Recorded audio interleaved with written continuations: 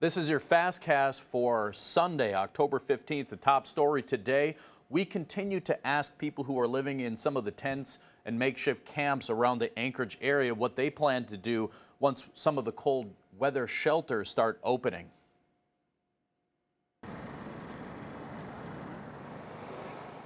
Those cold weather shelter spaces could finally start coming online on Monday, which is expected for the Alex and Aviator hotels to open.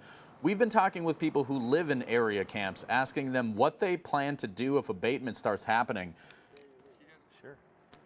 You'll see in this video right here coming up, the municipality has already put up notice of zone abatement and campsite cleanup signs up on fences around the encampment at 3rd and Ingra, with a 10-day warning that personal property in and around that zone at the end of 10 days will be removed and disposed of. The municipality has said their focus will remain on demobilizing the camp and clearing the lot to reduce possible problems. Notices have already gone up around the camp encouraging people to register for the new shelter, but many are unsure of what they'll do when the abatement starts or if they even want to go to a shelter. City officials say the camp could be closed by October 26th, but say it could take longer than that, and the municipality encourages those experiencing homelessness to go to a shelter as soon as it becomes available and more spaces fill up. I mean, no one contacted me for housing.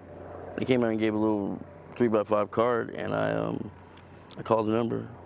No response. I mean, there's options, but most of them come with like rules and regulations. So you're not getting to live your life. And a warning to some viewers: some of the upcoming video of Israel and Gaza could be disturbing to some viewers.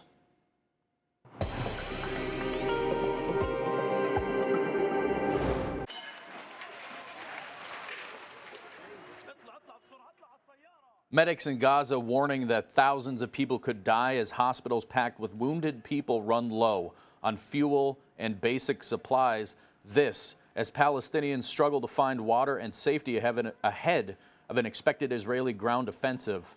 The footage that you see here shows areas hit by an Israeli airstrike. It's day 8 on Sunday into that Israel-Hamas war after unprecedented terror attacks in Israel, where women, children, and the elderly were killed and kidnapped during religious celebrations. The death toll in Israel now more than 1,400, the vast majority civilians. And in Gaza, more than 2,760 Palestinians have been killed, where a week of airstrikes have destroyed entire areas and neighborhoods. The Gaza Health Ministry saying there have been 9,600 Palestinians wounded in that war.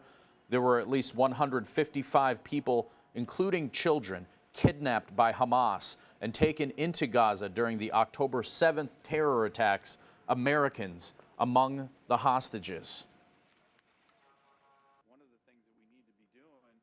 That's Senator Dan Sullivan right there. He says there have been 29 Americans killed in the conflict that they know of. Alaska's news source interviewed the senator on Sunday morning as he continues coordinating with Israeli officials.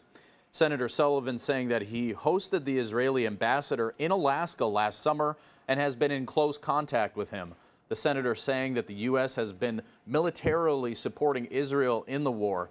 We asked the senator about the dire situation Palestinians are in, about reports of them not being allowed humanitarian aid and enduring untold human suffering that many describe. Senator Sullivan says, like the U.S. military, that the Israelis do not target civilians and are focused on eradicating Hamas, in his words, and that Hamas, Sullivan says, are the ones using Palestinians as human shields. Countries in the region, like Egypt, to help have a relief valve to make sure that innocent Palestinians are not killed in this war is also important. But remember, Hamas actually is not allowing Gazans, Palestinians, to leave the Gaza.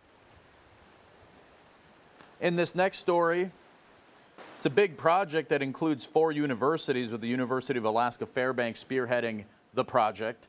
In November, UAF will collaborate with community partners 8 community partners, 3 universities, and other collaborators to study climate change that impact Western Alaska.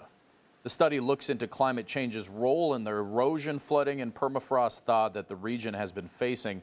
That project has been funded for 4 years by a grant for $13.9 million, which will be divided amongst UAF, the 8 community partners, and the 3 universities.